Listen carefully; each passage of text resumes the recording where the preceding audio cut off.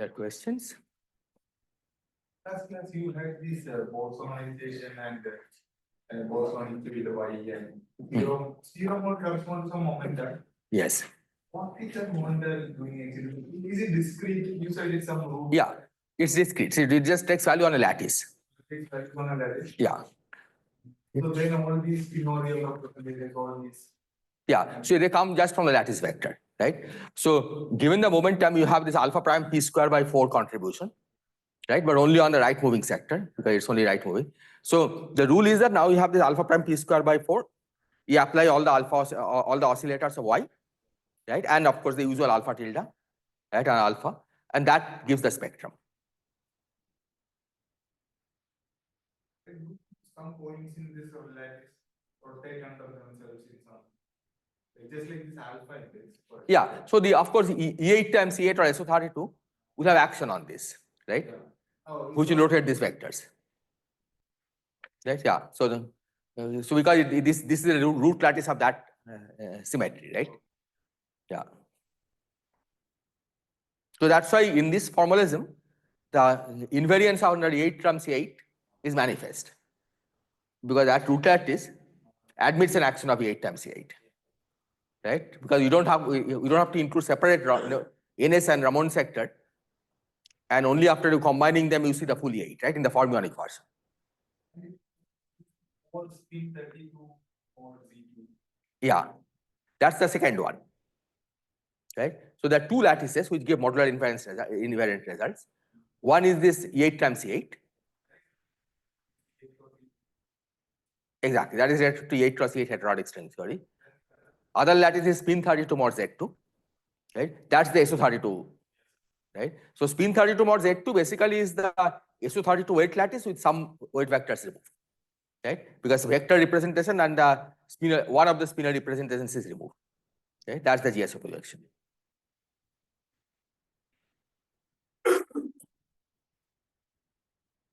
Are there other questions? Saying something about like just from knowing that the spectrum thing and the fact that this 128 will transform under that SO16 and hence we end up with a non-abelian gauge field, which is really SO16 should be a subgroup of that way. We'll not be able to fix all the commutators. So you were saying something like that. Once you have 8 times 8, then everything speaks for the algebra of 8. Yeah. But to realize that fact. So the point is, we know that this 128 transforms in the spinor representation of SO32, yeah, right? Or SO16. You know the commutator between the 128 generators and the generators correspond to 128 and the SO32, SO16 generator, right? Also, like if we had, let's say, SU2, but let's imagine that you have SU2 and there is a spin 5-half representation, yeah, right?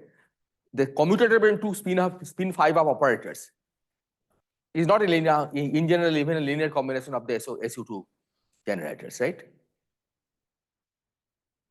Because the fact that it transforms in the spin 5-half only tells you how it how T alpha with an operator in the spin 5-half representation is a linear combination of the other operators in the spin 5-half representation. Okay. What do we need? No, but you need also the generators, commutators between two generators which are both in the spinor representation, right? See, there is a, look at SO16, which has generators TA, right? Yeah. And then the 128 representation has generators L alpha. Both A and alpha run from 1 to... A runs from 1 to 120 and alpha runs from 1 to 128, right? That's the dimension of the representation. Exactly. But the number of generators are... The dimension of the representation, right? The total is adjoint. So totally we need how many? 248 generators, right? Yeah, in the end. But I'm saying SO16 comes with its adjoint TA. Yeah. That is what you're right. Yeah, here. And comes with from 1 to 120. yes. And the 8 generator has also 128. So TATB, of course, we know. TATB, there is a confusion. These are structural constants, right? L alpha No. TA, L alpha, we know. because you know what the 128 representation matrix is, right? Once we say that this is 128 is in the spinor representation of SO2 and SO16, we know this. No, but let's do simpler. Hmm. SU2.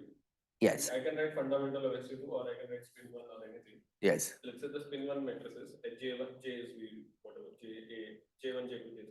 Hmm. I know the commutator J1, J2, yes, J3. yes. So, I But know J plus J minus fundamental representation, J plus J minus. What is the commutator of that? J. J plus J minus, this is a spin half. These are not J1, J2, J3, Oh, right? They are in general not even considered as generators. There is some representation, right? See, take SU3, right? SU3 generators, the 8 splits into 3 plus half plus 1, right? Sorry, 3 plus 2 plus 2 plus 1, which I'm just using the dimension. So 3 is the vector representation, these are spinor representations, and this is singlet, right? You suppose you didn't know that these are generators, these are coming from SU3 generators. What can you say? 3 we know between themselves. 3 with 2 also you know, because it's a representation matrix, right? Of 2. So, but to start with, we didn't have this whole SU. We had this 3 SU. Exactly. So just from that knowledge, we know. So these are like 3, right? The analog of the 3, and these are like the 2. Okay. So to start with TA TB we know, right? TA L alpha we know, because that's a spinor representation matrix. If you know an operator transforms in the spin half representation, right? TA L alpha will be RA alpha beta T beta, right? L beta, because that's a spinor representation matrix. That we know. the structure constant of the group fix all the representations. Of which group? Whatever group, SO16. Fixes the commutator bindu 120s, right? 120 also, but any representation commutators are fixed. So TA L alpha you know. So suppose you have SU2, you have a spinor representation, Yes. right? So sigma matrix. No, the spinor represents sigma matrices. Take a particular element of the spinor representation, up or down. What is that commutator? There's not even a notion of those commutators, right? Take an operator in the up representation, so take an operator which has O up and O down, transforming in the spinor representation, right? So sigma matrices act on this. Sigma matrices act on this. So that tells you how the TA with these commutators are, right? Those are the sigma matrices. So you want to think of O up as an operator. Yeah, now you're thinking of O as a generator, yeah. Right? So the commutator between these generators are not known. There's no sense of O up, O down commutator. Exactly. But Right? now you want to. But once you think of O up, O down as part of SU3 generators, right? Then there will be notion of commutators. The action of A is on spinner that fixes, that is related to the structure constants of E8. That is related to, you determine it from the representation matrix of SO16, but that is also related to structure constants of E8. But that is completely hidden. The L alpha, L beta. Yeah, L alpha, L beta is not known. Not known meaning not known from this analysis, right? If we just knew that there is a spin-half representation, some operators transforming the spin-half representation of SU2, their commutator can be anything. They are not even generators, right? Yeah, I thought, but L alpha are not the generators. They will be generators of E8. That's the point. Yeah, That's the main point. Yeah. I thought there are no generators. We don't think of them as generators of the. If you think in terms of SO16, we don't. Yeah. Those are the vectors of it, like the. Those are the vector representation of SO. Exactly. Those are transformed the vector representation of SO6. But then we said that ultimately we have to think of the whole thing as a part of a big group. But it doesn't make sense to have a vector representation of a group which is charged, right? Okay, there's no consistent theory of that kind. So you have to fit this into a bigger group, that is the 8. Okay. So those vectors you have to now think of as part of the vector fields that are coming from the E8 gauge fields. Right? And hence we have to introduce the commutators of those generators, right? Once they are vector fields, they'll multiply some generator of 8, right? So you have to calculate the commutation between those. Right?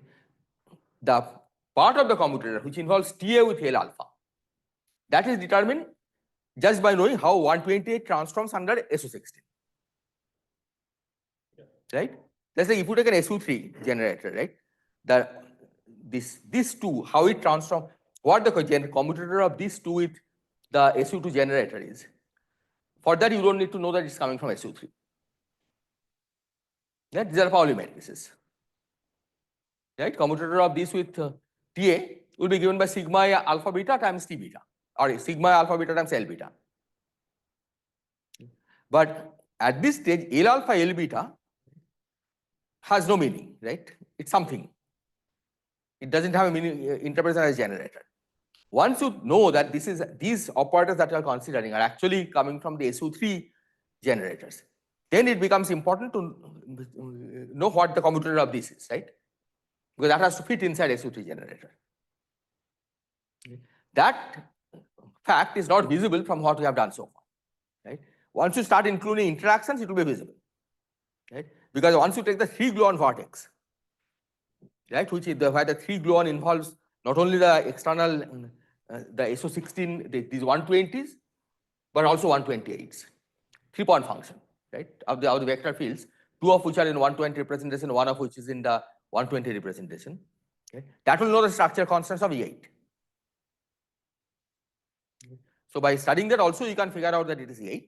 But I am saying even without doing that, right, okay, just by demanding that it's a consistent theory, okay, we can conclude that E8 is the only possibility.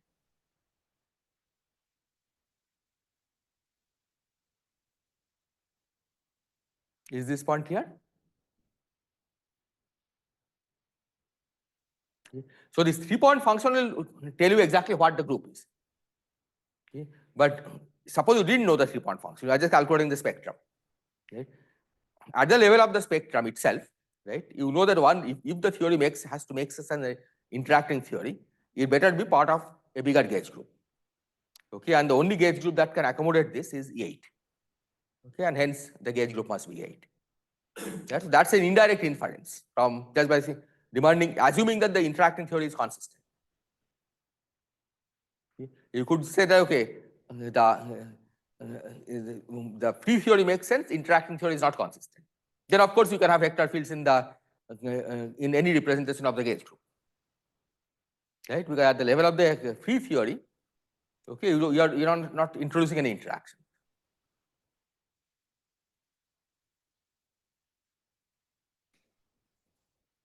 Is this clear? The commutator between L alpha and TA is uniquely. Yeah, because TA L alpha,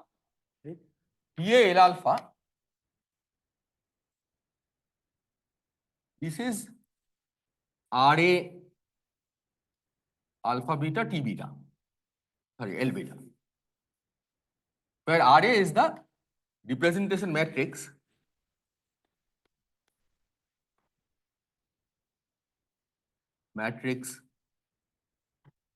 of TA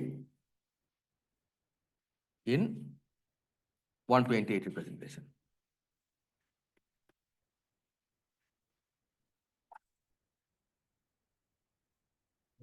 For this, you need to know nothing about E8, right? You have SO16 group, and 128 is a particular representation of that group. So there is a representation matrix, and this commutator has to be this. Okay. Definition of that. Yeah, this is the definition of the representation. Okay. But the full E8 algebra also will have to have L alpha, L beta. Okay, this should be some linear combination of the TS. And else, in this case, not L, right? Because that's product of two 128s, two spinors cannot contain a spinor. Yeah, so it will really involve a linear combination of the LS. But that is not determined so far, right, from what we have said. Right, and so that's because the E8 is not visible.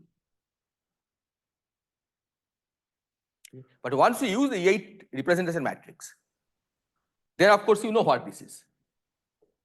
Okay, because as a E8 representation matrix, you know the commutator between all the L's and T's. right? Because E8 representation contains the whole 248 generators.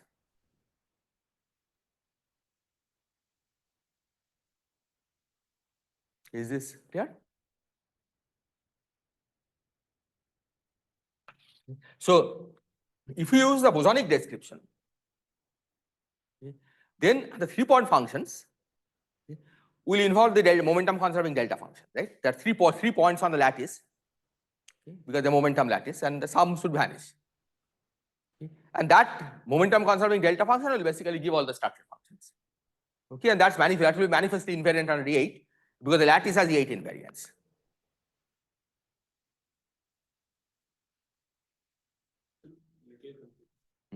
Usually, you would have like to think of RA as some sort of new generator.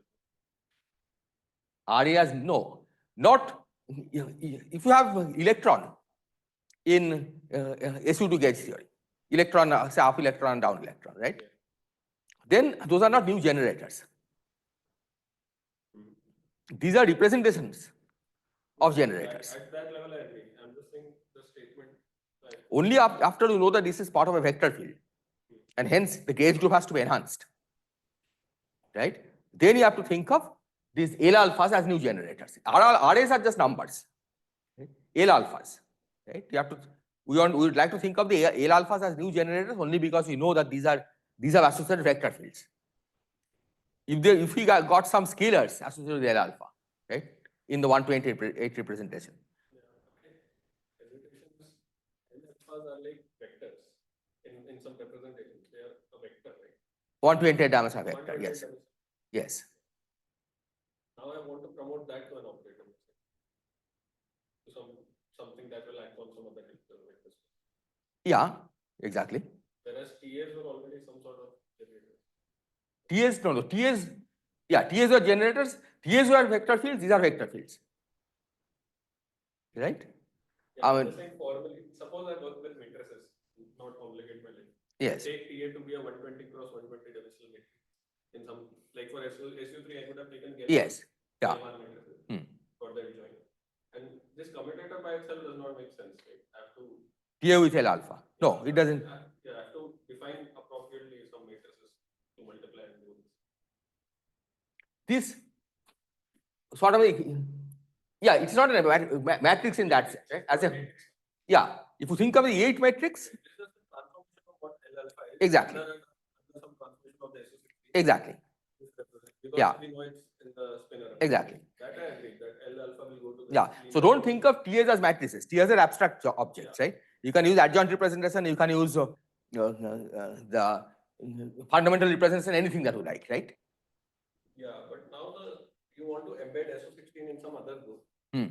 While thinking of SO16 generators as the generators of the new group, and also adding these additional generators. Exactly. But you are labeling these generators by something that was a vector of some of the. But you think of SU2, right? Yeah. SU2 generators, if you write in terms of SU2, sorry, SU3 generators, yes. Suppose only the SU2 was visible. Yeah, suppose only SU2 was visible. How will you label the generators? That's also right? SU2 generators, the SU3 generators in the SU2 representation will involve first a 2x2 matrix, the Pauli matrices, just Pauli matrices, right? And vectors. Spin one. No, it's not spin one. SU2 generators are 3x3 matrices, right? SU3 generators will be 3x3 matrices. Under SU2, this part will be 2x2 matrix. These ones are spinors of SU2, right? Yeah. And these ones, and these are scalar. So SU3 generators, if you try to think in terms of SU2, right? You will have 2x2 matrix, then a vector, and a scalar, right?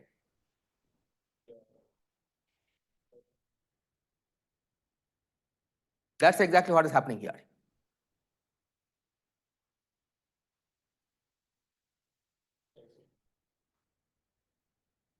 Here, just think of the SU. Suppose you have a SU3 gauge group, we want to think of the SU2 gauge group. So in terms of SU2 gauge group, what is the spectrum? That is usual vector fields, gauge fields, which are SU2 gauge fields.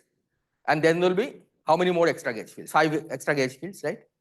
So those 5 extra gauge fields, how will it transform under SU2? It will be in the spinor representation, 2 spinor representations, and 1 scalar representation.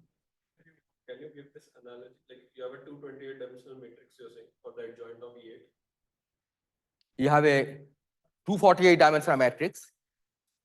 Yes. Of which 120 are already coming from the SO16. Yeah. So number of independent matrices is 248. Okay, you can represent them in adjoint or anything else. 248 independent matrices, Yeah. right? Of which 120 are like this.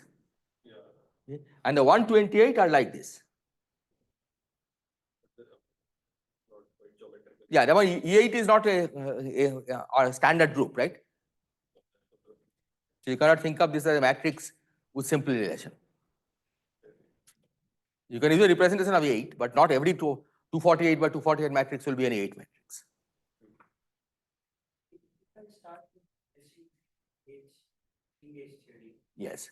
And I break it down. Yes. Say, like A equal 1, 2. So break it down to SU2 gauge field, Yeah. and plus there will be 2 vector fields, extra vector fields. Formed out of components you are saying, and Yeah, I will be able to see that it is in spinor you will be able to see this is spinor, exactly, and a scale. and a scalar. Yeah, just rewrite the SU3 Lagrangian, right? Take the SU3 gauge field, and it had 8 gauge fields to begin with, right? But you break it up into SU2 and the rest. Okay? The SU2 part will be the standard non-abelian action. Right? Non-abelian means in this case, of course, you are setting G equal to 0. So it's like really like abelian action, right? At zero coupling. And then there will be some extra terms, okay, which will transform in the spinor representation of SU2. Extra vector fields, right, which will be in the spinor representation and scalar representation of SU2. Can you pick out the SU2 in one way or? No, you can pick it up anyway. Yeah. Hi. Yes. But these spinner, the spinner SU2 will be interacting with the adjoint SU2 after we write SU3 as SU2 adjoint and SU2 spinner, the gauge fields. Yes. I'm just asking. This will be there. They will be interacting with each other. If you have non-zero coupling, indeed there will be interaction. Yeah. Okay. So there will be an SU2 the standard SU2 gauge field, right? And then there will be the spinors which will interact with the SU2 gauge fields. Yeah. Thanks. Okay, but the spinors will be vectored, meaning they are spinors from the internal symmetry viewpoint, right? They are SU2 spinors, but they will be vector fields. Right? So essentially what I'm saying is that if you write sum over A equal to 1 to 8, Fa mu nu, Fa mu nu, you can write this as sum over A equal to 1 to 3, Fa mu nu, Fa mu nu, plus the rest.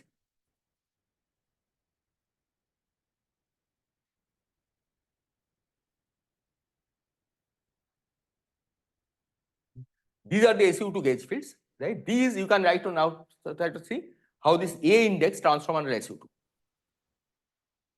Okay, I can rewrite the whole thing in terms of in a form where it's manifestly SU2 symmetric, but SU3 is not visible because I'm not writing everything in terms of how it transforms under SU.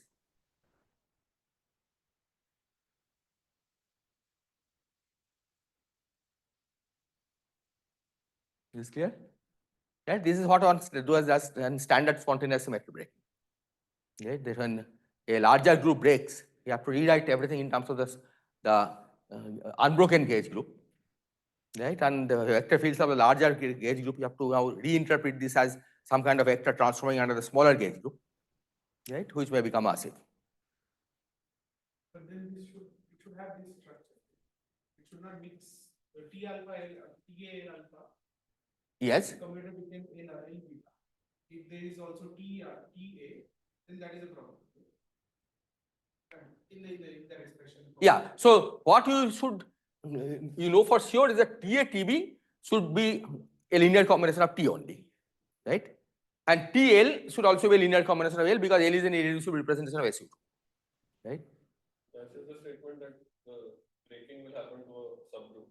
Yeah, It will exactly. not happen to X, Y, Z. Exactly. Yeah. So here you have identified an SU2. I mean, of course, you could say that you sum over 1 to 2 and the rest, right? Then you will not see any structure. There will be no symmetry visible, right? So what I'm saying, there is a way to rewrite the SU3 Young-Mills action in a way where SU2 part is visible, is manifest, right? And the rest is not manifest, right? You just because you are just writing this A equal to 1 to A equal to 4 to 8, right? Without, so this makes the SU3 symmetry invisible. Right? Because you have just decided to split this into these two terms.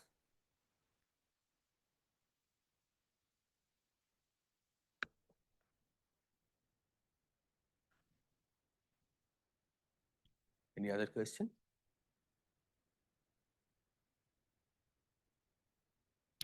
Okay, so now I'll begin the discussion about the ghosts that we have not introduced so far. Okay.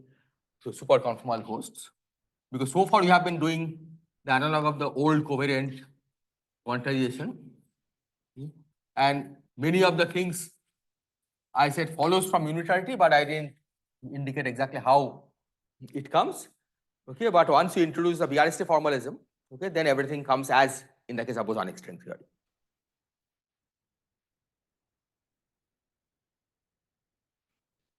So what is the origin of the superconformal ghosts? Okay. As I said, the worldsheet theory that we wrote, okay, could be thought of as starting from a theory that is manifestly invariant under local general coordinate transformation on the worldsheet, which is two-dimensional general coordinate transformation, and local supersymmetry on the worldsheet. Okay. And the action that we discussed is a gauge fixed version of that theory. Okay. So the gauge fixing of the worldsheet theory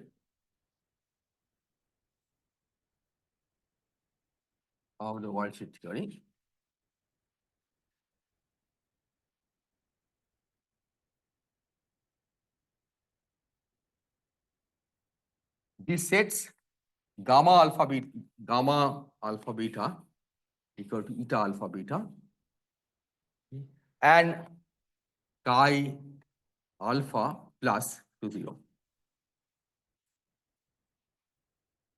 Chi alpha plus minus to 0. These are the worldsheet gravitinos. Okay, they have nothing to do with space-time gravitinos that we saw. These are worldsheet gravitinos.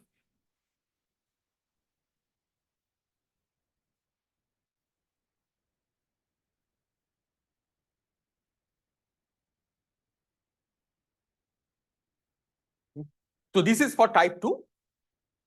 This is for type 2. In heterotic,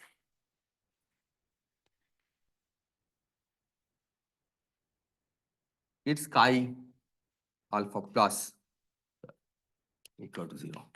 Because in the heterotic theory, you have supersymmetry only in the right sector, right? Not in the left sector. So chi really has only one component, plus, right? The minus component is 0. Is this clear?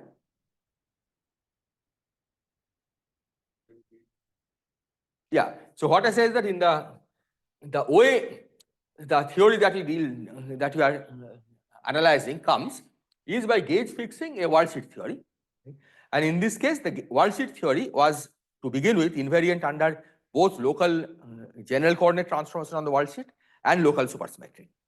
Okay. And the theory that we described is a gauge fixed version of that, where we said gamma alpha beta equal to eta alpha beta. This is a standard gauge fixing on the worldsheet, conformal gauge fixing, and we set the gravitinos to 0. Worldsheet gravitinos, right? And how many worldsheet gravitinos are there depends on whether they are dealing with type 2 or heterotic.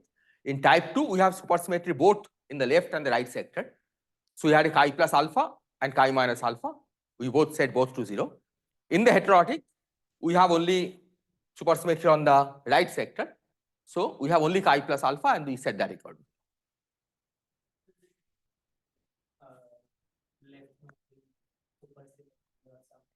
Oh, because you remember you had this epsilon plus and epsilon minus supersymmetry generators, right? So this is right chiral, this is left chiral, right? So in the heterotic theory, you only have transformation by epsilon plus, right? In type 2, you have both epsilon plus and epsilon minus.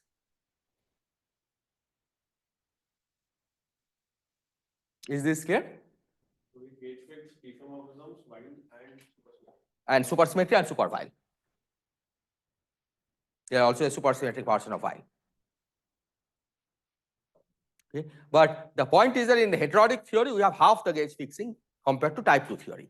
Because in type 2 theory, you have supersymmetry, both, we have two supersymmetry parameters. In the heterotic, we have only one supersymmetry parameter. Okay, only epsilon plus.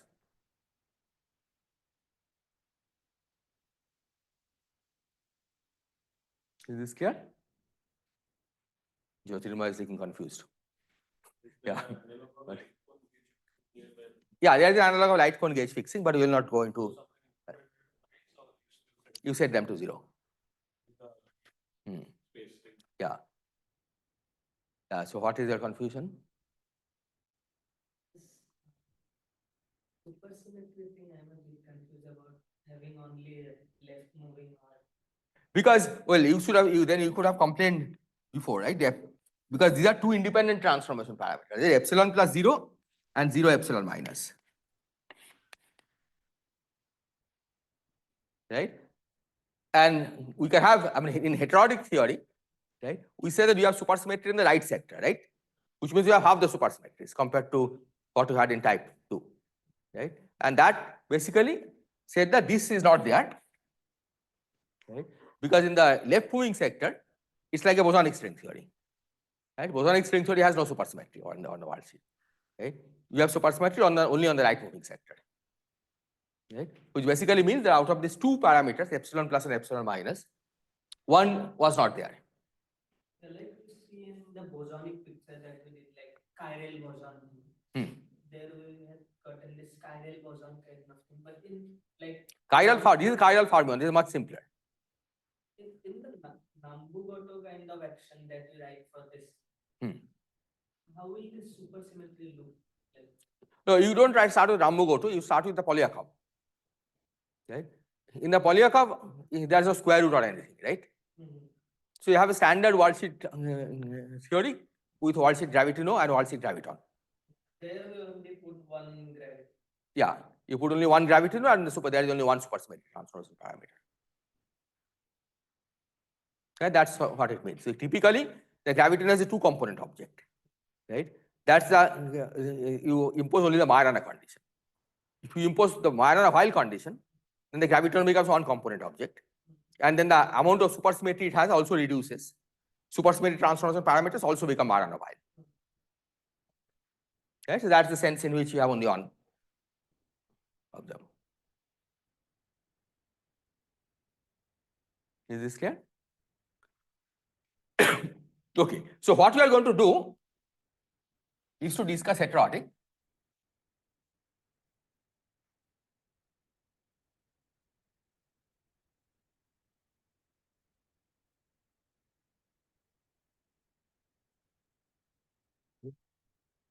And the idea that if you want to discuss type 2, okay, all you have to do is that whatever you are doing in the right sector, you have to also do it on the left sector. Okay, so it's not really that we are losing much by doing heterotic, right? It's that there will be less writing because we have half the number of hosts, okay, half the number of gauge fixing, right? So it's easier to write down the various formulae. So here we expect a pair of superhosts,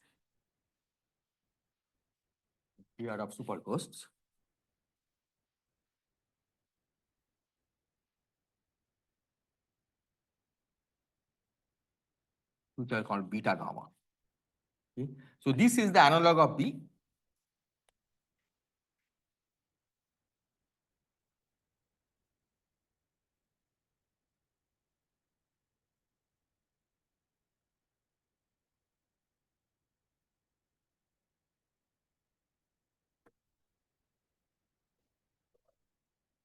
Not super partner, the same role that B and C played in diffeomorphism gauge fixing, right? Beta and gamma are going to play in the supersymmetric gauge fixing. Yeah, it will, but that's a separate, that's a residual supersymmetry which will link the beta BC system to the beta gamma system. See, after you have gauge fixed, right? The full wall sheet supersymmetry is gone. But you still have some residual supersymmetry. Not just global, the G of Z, right? The TF of Z that we constructed, that had an infinite number of supersymmetry generators. Those are all residual supersymmetries. Okay, the analog of the LMs. Right? So those will generate BC with beta gamma. Those will relate BC with beta gamma. Yeah, the super Fermionic generators, but let's not worry about that, right? Right now, all you are saying is that if we gauge fix the wall sheet supersymmetry, you will get a pair of both beta and gamma, okay, and this will be the analog of the B and C that we had in the when you fix the diffeomorphism. No, gamma is like the gauge fixing parameter because gamma will be the analog of C, right? If you remember, C on the wall sheet had the same properties as the gauge fixing parameter, right? So gamma will be like that, and beta will be the analog of what you have gauge fixed, the gravity now. Exactly, the gravity now. And there are no host corresponding to super. Yeah, there's the host corresponding to super file. Same reason, yeah, same reasoning that we had for the while. With this, basically, there is no derivative in the transformation law, right? So the host is trivial. Maybe you should want to put tildes or No, not tildes. Tildes are left. We are assuming supersymmetry is on the right, right? So it's a little less writing, right? But yeah, if you want to do type 2, then you have to use both beta gamma and beta tilde gamma tilde. Pardon? Yeah, BC will be there both on the left and right, right? So B tilde, C tilde, and BC will be there. Okay, so the first thing is that this beta gamma will be bosonic. Right? Why is it bosonic? Because they should have opposite statistics compared to the statistics of the gauge transformation parameter. Right? In normal Fourier procedure, right, the gauge transformation parameter itself is bosonic, and the hosts are fermionic. Right? Here, the gauge transformation parameter is Grassmann odd. Right? So these will be Grassmann even. So beta gamma should be Grassmann even.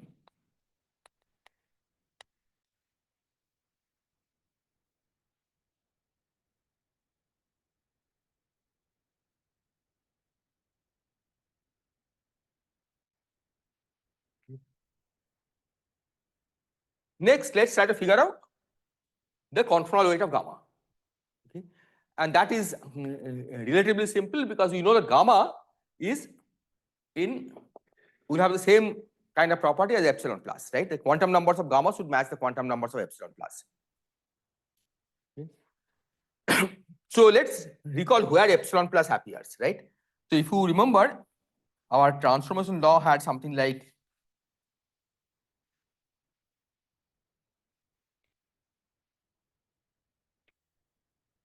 up to proportionality. Let me write this. Yes.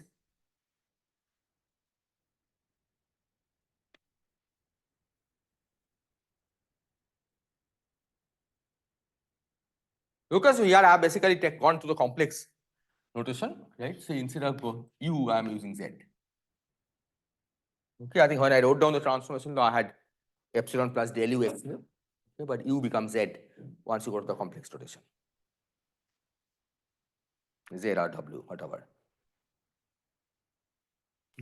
Now, from either of these, we can figure out what the conformal weight of epsilon will be, right? Here, X mu is like conformally invariant, like this is 0, 0, conformally invariant. This has dimension 0 half. Okay. So that shows that this must have dimension 0 minus half. Okay. And that also matches this one, right? Because this has 0 half. This one has 0, 1. Right? Del Z X mu is conformal at 1. So this must have 0 minus half.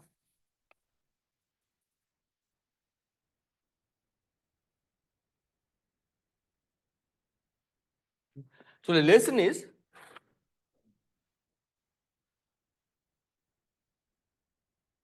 that gamma has weight 0 minus half. Because gamma should have the same property as epsilon. Is this clear?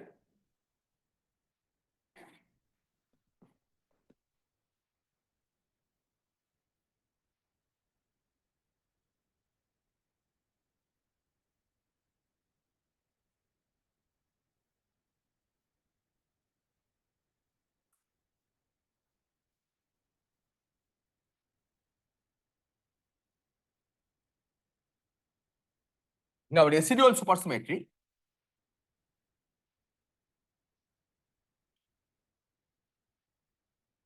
this forces epsilon plus to be holomorphic. Okay, if you don't remember it, you have to go back to the notes. That's the reason why the TF, for example, was holomorphic. Okay, that when you looked at what are the residual supersymmetries, right? After the gauge fixed version had supersymmetry only for holomorphic epsilon plus. So this tells us that gamma should be holomorphic.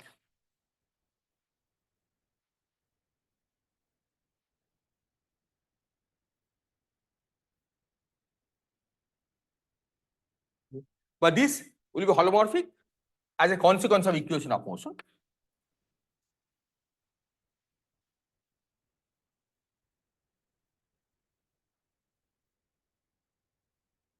So the worldsheet action should have a structure like this. S worldsheet should be integral beta of z bar.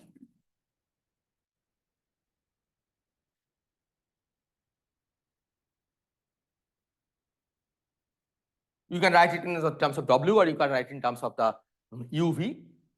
Okay, I have written it in terms of the Z, but this is the structure that will have, because then the beta equation will force beta equation of motion will give you del Z bar gamma Z bar equal to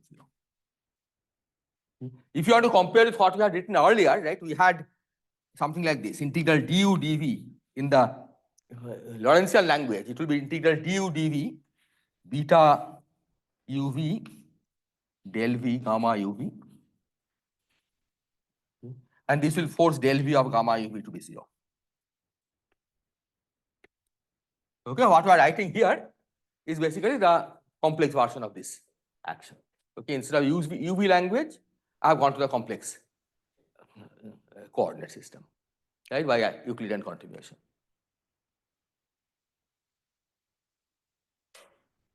Is this clear?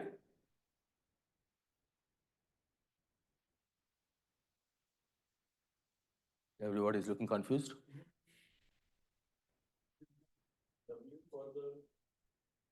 Yeah, W, and then you can make a transformation from W to Z. Yeah, action should be invariant, right? You just make transformation from W to Z, right? Beta and gamma will transform appropriately to make this into. Yeah, okay. Suppose you didn't know that. This is okay, right? In the UV, it's fine, right? So this tells us. So this gives you del V of gamma UV equal to 0, right? But now you can see that this the conformal invariance of this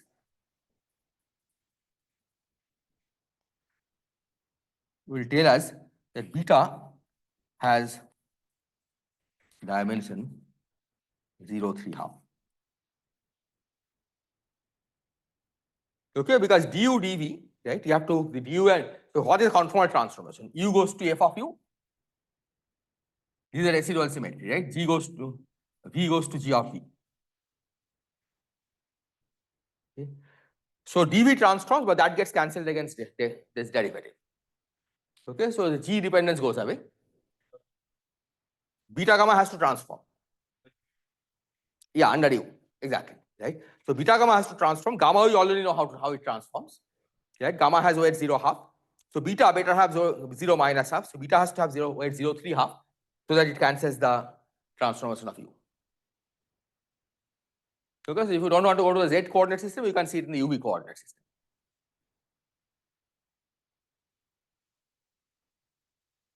Is this clear? Right? This is how we also figured out the transformation law of BC, if you remember. Right? When you are doing bosonic string theory. Right? We first identified what the transformation law of C is, right? Because that has to be the same as the transformation parameter. Okay? And then by demanding that this action is conformal invariant, we determine the transformation law of B. We are just repeating that for the beta gamma system.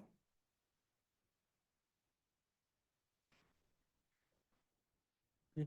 This is just a shortcut. In principle, you could just start from the original gauge invariant action, do the Fourier procedure, and you will basically arrive at the same result. Okay, what we are describing here is just a shortcut to get there. Okay, because you already know that this has residual conformal invariance.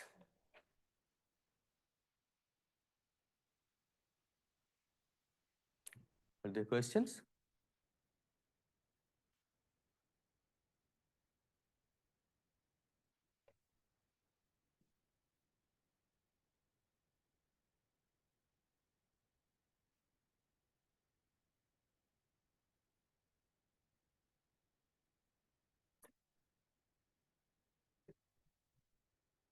Yeah, so from the now you can see that from equation of motion beta is also holomorphic, right? So gamma equation of motion tells us that del V of beta uv equal to 0. Okay. So in W coordinate, we have del W bar of gamma equal to 0, del W bar of beta equal to 0. And then you can also go to Z equal to the W coordinate and get del Z bar of gamma equal to 0, del Z bar of beta equal to 0.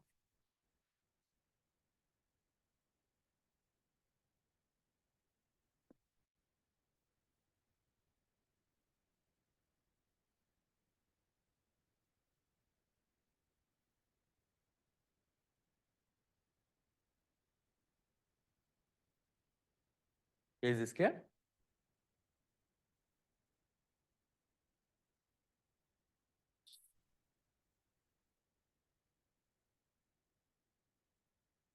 And then from this action, the action in Z coordinate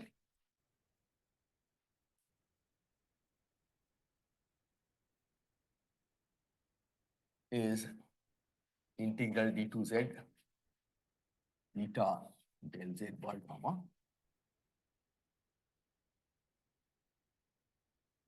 And from this you can figure out the beta gamma OP okay,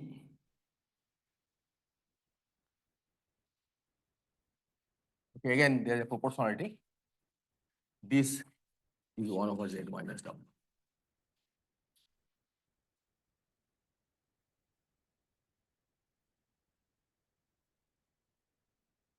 Okay. So this basically follows from the fact that if you see from here that the equation of motion is del Z bar gamma equal to 0, right? Or del Z bar beta equal to 0. Okay. Now for Green's function, 2-point function of beta and gamma, right? This means the del Z bar of the 2-point function should be a delta function. Okay, that's the definition of a Green's function, right? The equation of motion doesn't give you 0, but it gives you a Green's function, right? Because you want to put the source. So you need something for the del Z bar of that object is a delta function. And this is that object. Del Z bar of 1 over Z minus W. W is delta function of Z minus W. Okay, that's what we use to say that this is 1 over Z minus W. Okay. Now, the normalization and sign here is convention, right? Because that depends on the precise normalization here. Okay. And clearly that can be absorbed into a redefinition of beta and gamma, right? Suppose you change beta to minus beta, then the sign will change. Okay. If you change beta to 2 beta, this will become 2 over Z minus W. Okay. So we are going to fix this convention that beta gamma OP is given by this. Okay. And this is the analog of B of Z, C of W, 1 over Z minus W.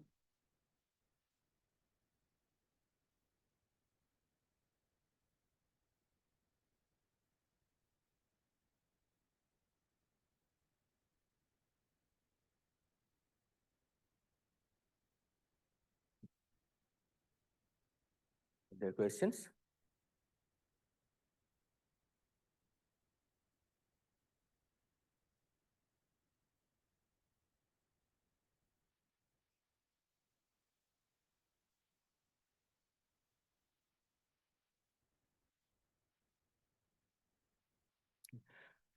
So next thing we have to do is to find out the expression for the energy momentum tensor of the beta gamma system. Now again, if you want to do it completely systematically, right, one way to do it will be to take the worldsheet action, original worldsheet action before gauge fixing, and then you gauge fix and see how the gauge fixing changes under a small variation of metric. Because energy momentum tensor by definition is what happens when you change the metric, right? So you take G alpha beta, gamma alpha beta equal to eta alpha beta, that's one choice, and take gamma alpha beta equal to eta alpha beta plus a small number, say epsilon alpha beta, and see how the beta gamma action changes under that, and that will tell us what the energy momentum tensor is, right? Because energy momentum tensor by definition is the derivative of the action with respect to the metric.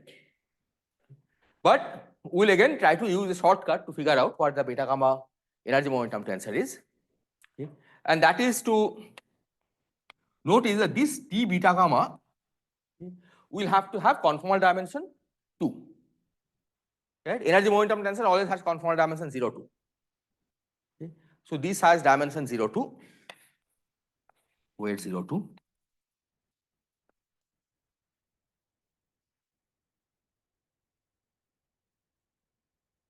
So let's try to write down the most general possible thing that we can write down in terms of beta and gamma, which has weight 0, 2. Okay, using the fact that beta has weight 3/2, gamma has weight -1/2. Okay, and we have to make sure the host number is 0, right? So we'll only use one beta and one gamma. Okay, so there's no host number. So what can we write down with one beta and one gamma, which has weight 0, 2? Pardon? Beta gamma will not work. Yeah, because beta gamma has weight 1, right? Beta has weight 3/2, gamma has weight -1/2. But we want only linear, right? We don't want to go beyond quadratic, because this is really free theory. That host action is typically linear. It is quadratic in beta gamma. So, but you can use derivatives to increase the weight, right? Beta del gamma, right? So beta del gamma, and what else? Gamma del beta, right? So let's write this as P times beta del gamma plus Q times, I'll use Q for something else, let's call it R times gamma del beta.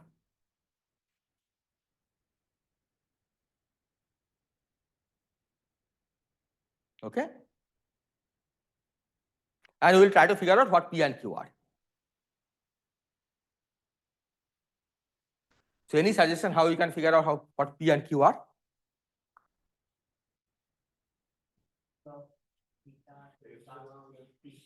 Yeah. So you can try to take OP of P with beta gamma, right? Because that you already know. Because we know what the conformal weight of beta is and what is the conformal weight of gamma is. So let me write those first.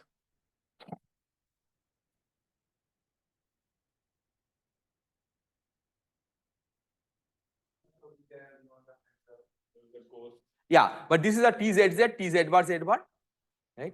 And TZZ bar is 0, right? So what you are writing is TZZ. Yeah. Okay. This is TZZ. So this is a TZZ from the host part. Yeah. So I only write T from now on. T and T tilde, right? That ZZ and Z bar are not right. Okay. So expect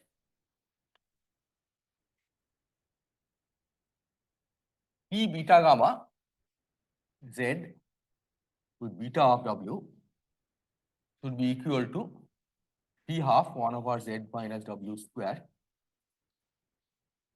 beta of W plus 1 over Z minus W del beta of W plus non-singular, and T beta gamma Z plus gamma of W should be minus half 1 over Z minus W square gamma of W plus 1 over Z minus W del gamma of W plus other things. Do we have already have a control over the 1 by z minus w coefficient. Yeah, because t with anything, the 1 over z minus w coefficient is always the derivative of that.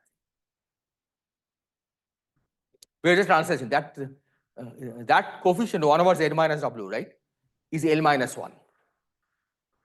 Okay. How L minus 1 acts on it, and L minus 1 always acts by translation, right, on any operator. So this coefficient we have no, I mean, it's always this 1 over z minus w del beta.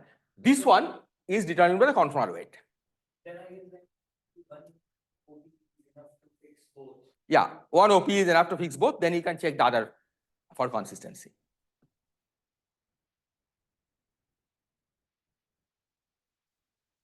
Is this clear? Right. So let's do the first one. P beta gamma of z beta of w. Okay. So you say P, right? P, this will be P beta of z. Okay.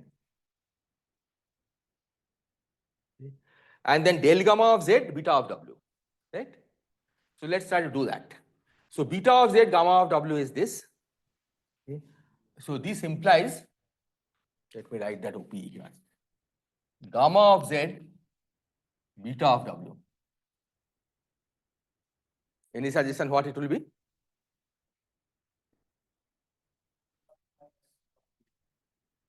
Yeah. So minus of 1 over z minus w. Here you say this, here you can change gamma of w beta of z, right? Gamma and beta are bosonic objects. Right? So this OP, gamma of z beta of w, will be 1 over z minus w. And now you call w z and z w. Right? So there's an extra minus sign. This is the difference between the BC system and the beta gamma system. Okay? For BC system, once you declare that B of z gamma of B of z C of w is 1 over z minus w, then C of z B of w is also 1 over z minus w. Because when you exchange, because of the Grassmann odd nature, you become a minus sign, extra minus sign for the BC. For beta gamma, the extra minus sign is not there. That's why you get a minus 1 over z minus w.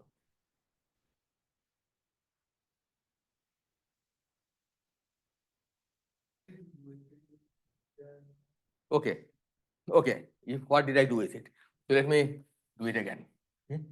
So here I write this as gamma of w beta of z as 1 over z minus w.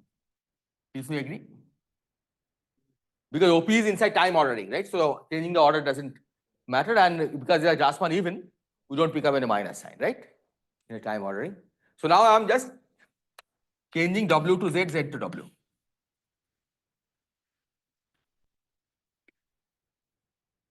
Which is minus 1 over z minus w. Okay, that's what I wrote here. Yeah, I've not done anything so far. Yeah, so I have to do this, right? So P beta z del gamma of z beta of w plus Q gamma z del beta of z beta of w, right?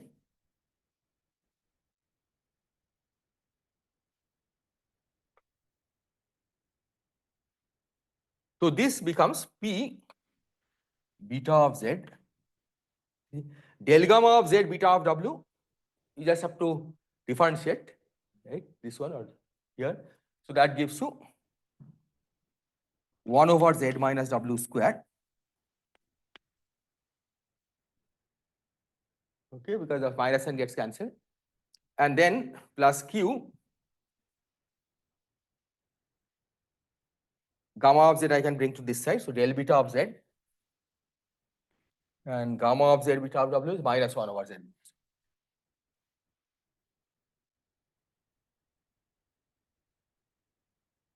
And beta of z I'll now write as beta of w plus z minus w del beta of w. Okay, higher order terms will not give singular terms, so you can ignore them. Yeah. The Z label on betas and gammas, the OP on the right side. We evaluate them at Z. No, at W. Because look at this Second. here. Second one, what did I do here? Yeah, I wrote del beta of Z, right? And gamma Z beta W I evaluated. Right? Now I'm going to write everything in terms of W. Right? But for that I have to do this Taylor series expansion. Right? So here beta of Z I write this. Here del beta of Z I can just write del beta of W because there's only a single pole, right? The next terms will be finite. Okay, so I don't have to worry. So this gives you P 1 over Z minus W square beta of W plus P 1 over Z minus W del beta of W minus Q 1 over Z minus W del beta of W.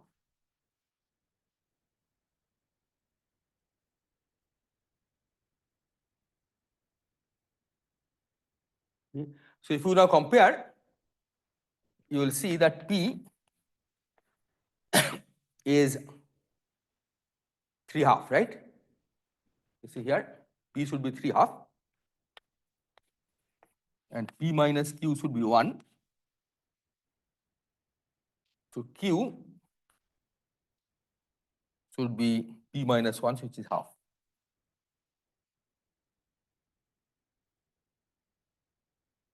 Okay. So we learn from here that T beta gamma is 3/2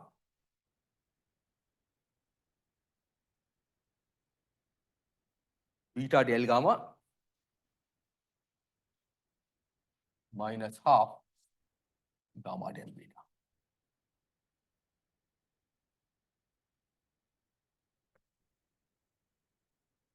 But this is not QR. What I called, what I'm calling Q here is R.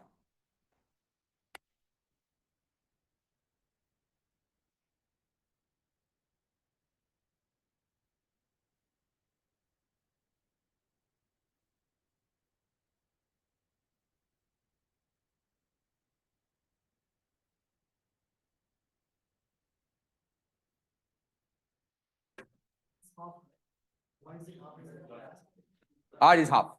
Oh, so what did I do? Yeah, plus. Thank you.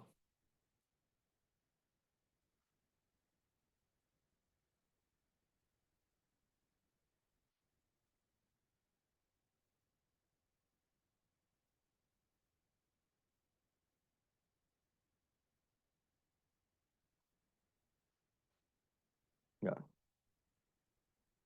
The Go system. Hmm. You remind us what was the stress tensor? Yeah, I think it was, this was 2 B del C. Yeah, plus C del B. I don't remember there may be some extra signs. Yeah, there may be extra signs which you have to figure out. Yeah, because it has Rasman not.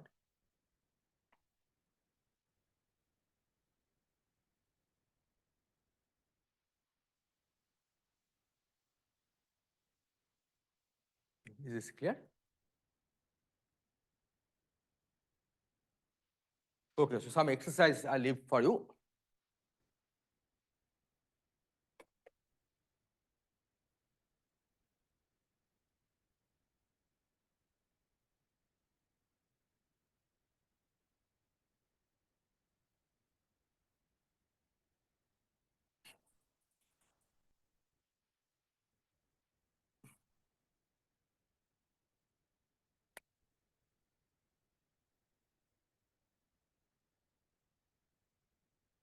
Take P beta gamma Z gamma of WOP. Right? This we don't have any freedom anymore. We have already fixed P and R. Right? So these better come out automatically. Okay, and you can check that it does come out automatically. Okay, so the minus half I think you can already see because minus half is going to come from this del beta gamma OP. Right? That's the only way you can get a 1 over Z minus W square. And del beta of z gamma of w is minus 1 over z minus w square. Right? You have to just differentiate this with respect to z. That will produce the minus half. Okay, and then you need a little more work to check that the coefficient of del gamma is 1.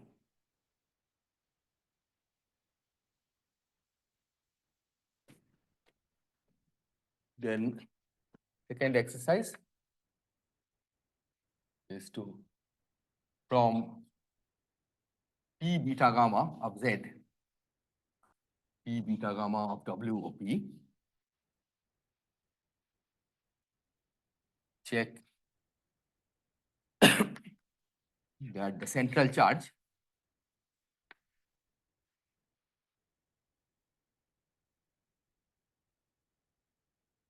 of the beta gamma system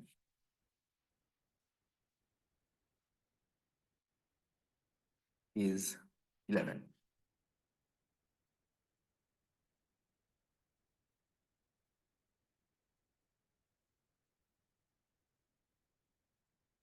Okay, this is again straightforward because you already have all the OPs, right?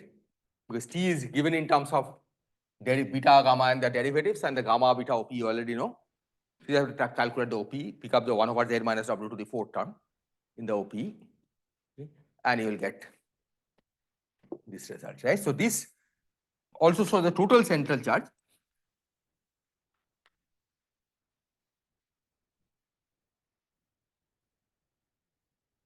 Will be minus 26, this is from the BC,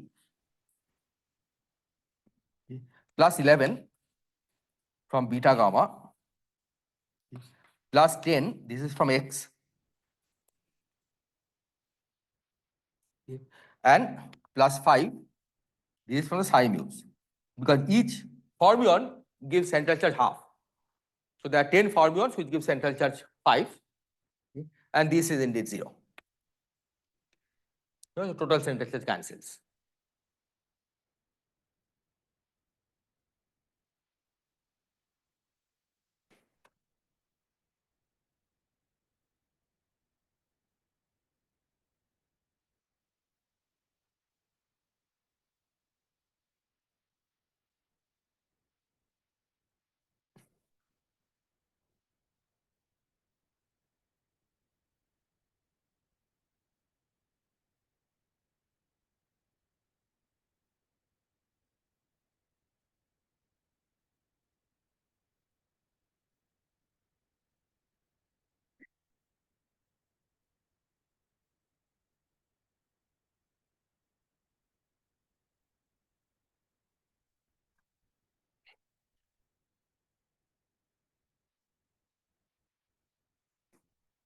Okay, so mode expansion, let me give the mode expansion first.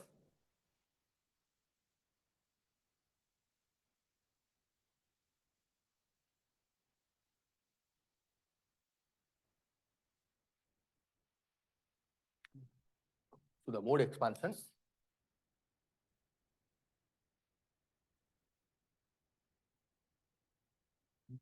In the W coordinate, we have the standard mode expansion, beta W is equal to sum over R, beta R W to the minus R W, gamma W.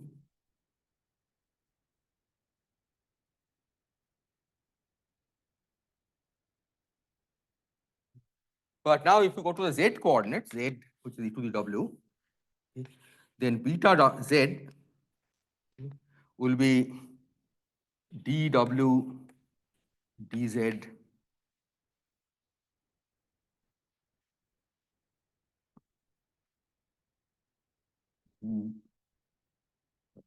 correctly, dW dz to the power 3 half beta of W.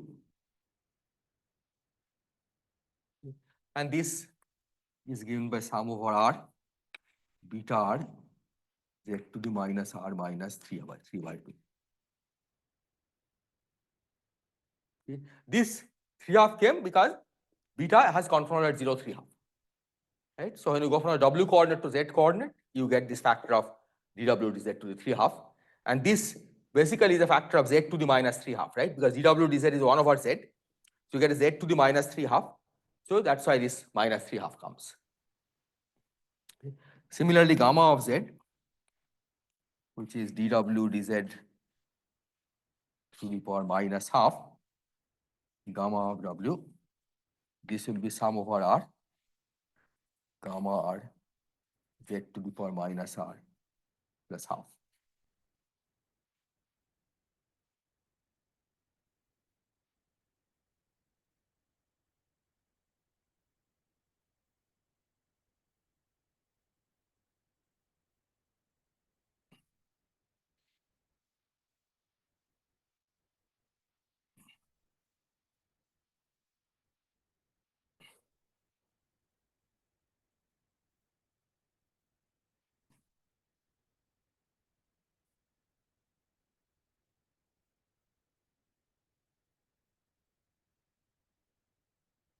Is this clear?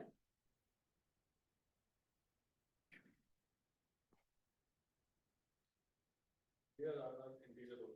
Pardon? Yeah, so r is integer or half integer, depends on whether in the ns sector or r sector, right?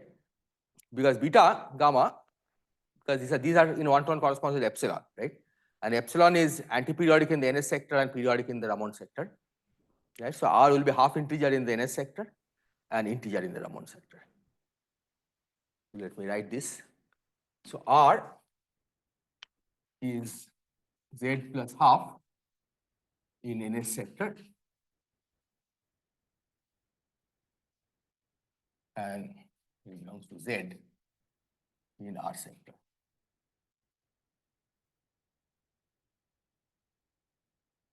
In perspective, we should think of them as Grassmann-Kievan fermions or not. From worldsheet perspective, you should think of what as How Grassmann. we see as scalars under. So they are GSO odd, GSO even, right? Yeah. So beta gamma will be GSO odd. Yeah. In that sense, they are fermionic Well, they are fermionic from space-time perspective. from world sheet. No, from a worldsheet perspective, they are bosonic, right? Ramond and Nebu-Schwarz, yeah. Ramond and Nebu-Schwarz, this determines whether it's Grassmann odd or even in the space-time perspective, right? Yeah. The same sense, like DC on the world sheet are like bosonic. Bosonic but Grassmann odd, right? So these carry worldsheet spinor index, but they are Grassmann even.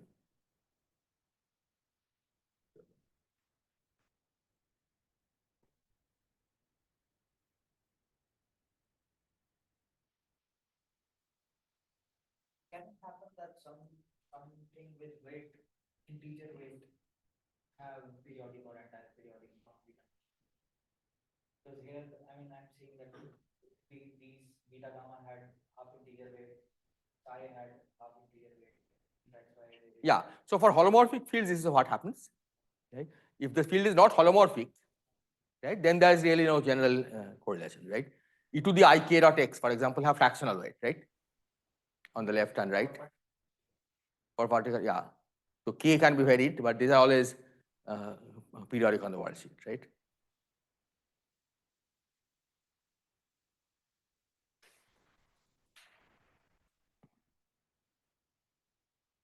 Okay, so now I have to give the expression for the BRST chart. This I'm not going to derive. Well, I'll just write the expression. So the BRST chart.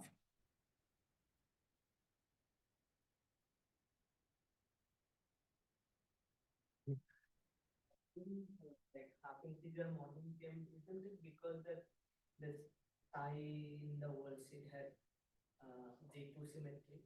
Exactly. So in the worldsheet, right, when you make the identification, right, psi has to change to minus psi, right? But at the same time, the transformation parameter also has to have the go to minus itself, right? Exactly. Where the gamma is in one-to-one corresponding transformation parameters, right? So and the beta is in one-to-one corresponds with chi, right? Both of them are antiperiodic in the NS sector. Even if this would have integer like conformal, but then also that would have. Yeah. So it's just that what Risa was asking is that whether it is there are examples where it has integer weight but still it's antiperiodic, right? And it can certainly happen, right? And for non-holomorphic operators it does happen. Right? E to the I k dot x can have any weight, but it's always periodic.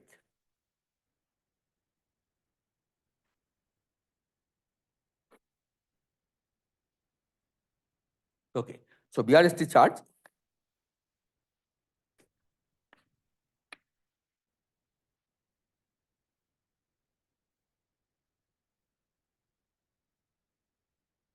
So this means integral around the origin.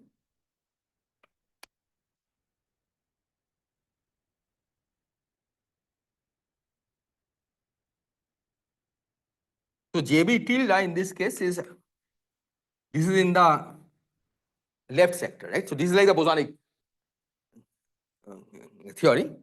So this has the,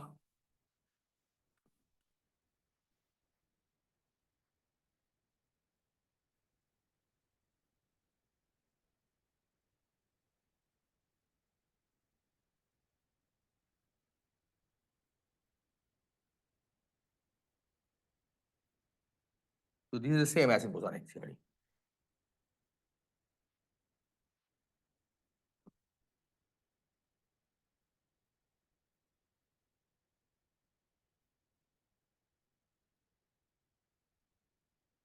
And JB is C TM. This is matter. This refers to matter stress tensor. So TM plus T beta gamma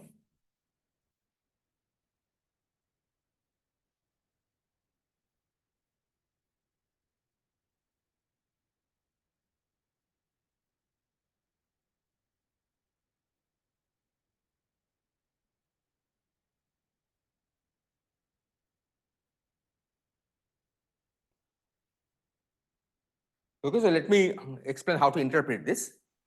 Okay. So here, if you remember Tm, right, has an expansion like sum over M, L, M, N, Z to the minus N minus 2, and T tilde M as sum over N, L tilde M, N, Z bar to the minus N minus 2, and TF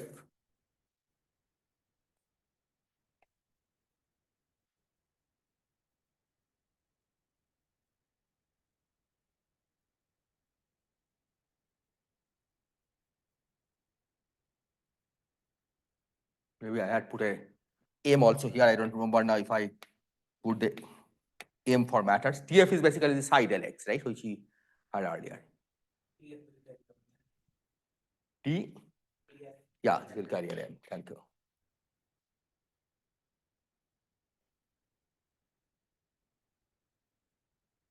Okay. So in the bosonic theory, we had written in terms of oscillators, right? So the point is how to interpret this in terms of oscillators, right? So the way to interpret this is that you take the expressions, the mode expansion for all of these, right? So TM, these things I have already given.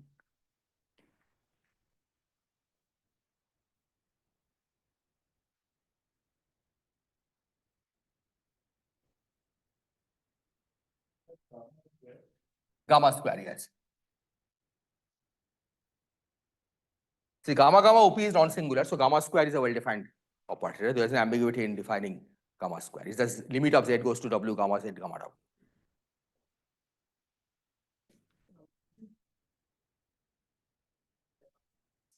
Yes. Yeah, that gamma Z gamma W OP is non-singular, right? So you can simply take Z goes to W and whatever operator you get is gamma square. Okay. So let me give also the expression for C and D.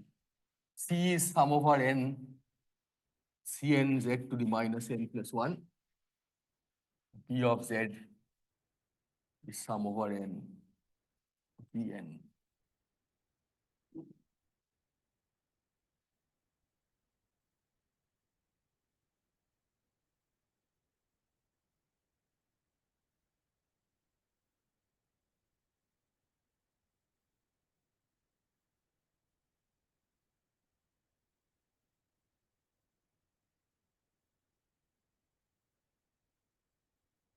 So the idea is that you just substitute these mode expansions of each of these, right? Now you have the mode expansion for all of these. Okay. And when you do this integral around the origin, right, you just pick up the coefficient of 1 over z. Right? Because this integral around the origin, only dz by z gives a non-zero answer. Right? dz over z to the n is 0 otherwise, irrespective of whether n is positive or negative, right? Only n equal to 1 gives contribution. So for example, if we have integral dz cz is tmz, right? Let's see what it does. Right? So this will give you integral dz sum over m cm sum over n cn z to the minus n plus 1 and sum over p lmp z to the minus n minus 2, sorry, minus p minus 2. And you see that to get a minus 1, right, we must have n equal to p. Sorry, n equal to minus p, right? Because 1 minus 2 is minus 1 already. Right? So you have minus n minus p. So unless n equal to minus p, you are not going to get a minus 1. Right? So you have to put n equal to minus p. So you get sum over n cn lm minus n integral dz by z.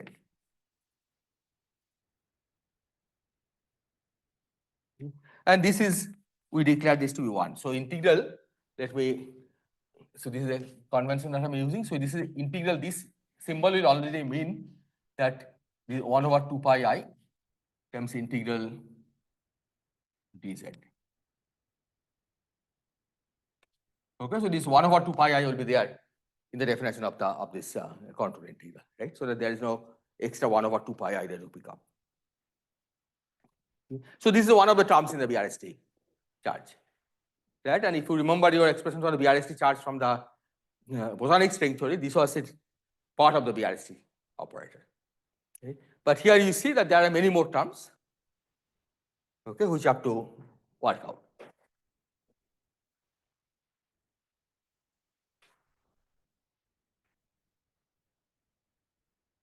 Is this clear? And if you are willing to do the calculation, you can check that QB square is 0. So exercise.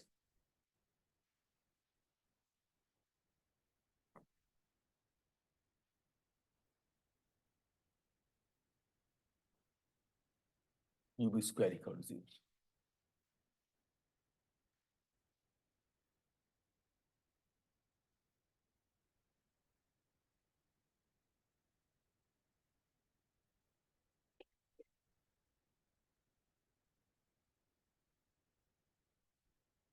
No simple way to see this. Pardon?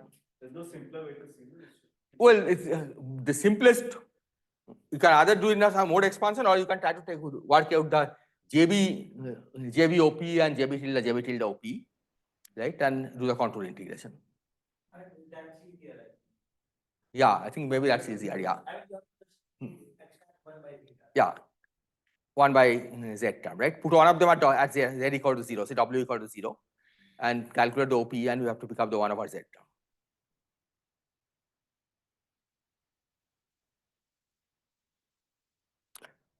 Okay, so then let me just say one more thing and then I'll stop. So QB is defined to normal order. So QB on the vacuum is 0.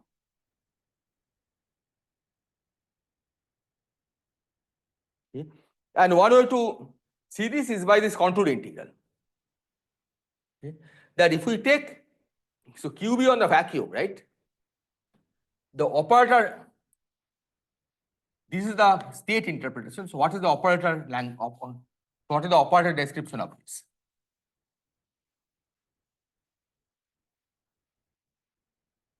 Okay.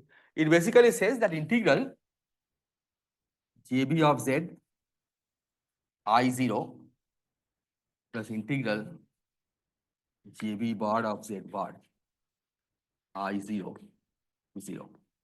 I is identity operator.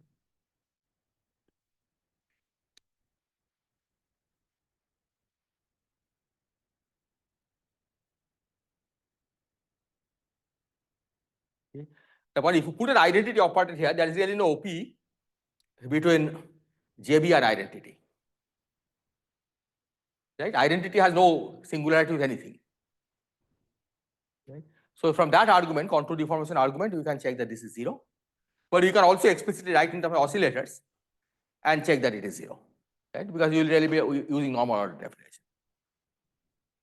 But yeah, I mean, when I write that CNL, it is normal order, right?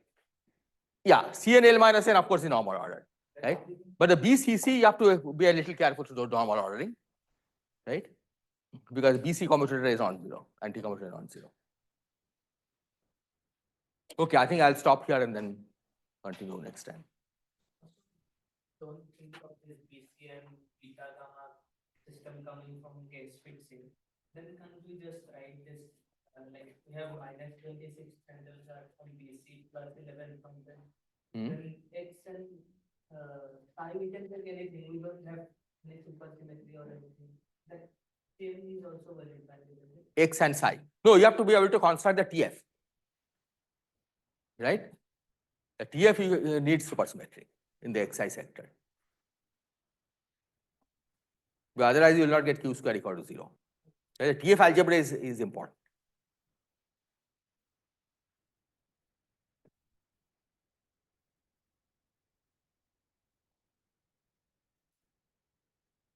That how each field should transform, and then we construct that their Q. How each field should transform. Yeah. Then we get what should be. Yeah. So you can do that here also. Oh, because you have to look at the OP, JB is something whose OP with various fields should give you the supersymmetric transformation laws, right? Then, so JB is chosen such that you will get the required transform. Exactly. Right? For example, JB with psi, right, will give you the appropriate supersymmetry. So in this case, the JB with anything will have both supersymmetry as well as the diffeomorphism, right? So the C will multiply the diffeomorphism transformation, and gamma will multiply the supersymmetry transformation.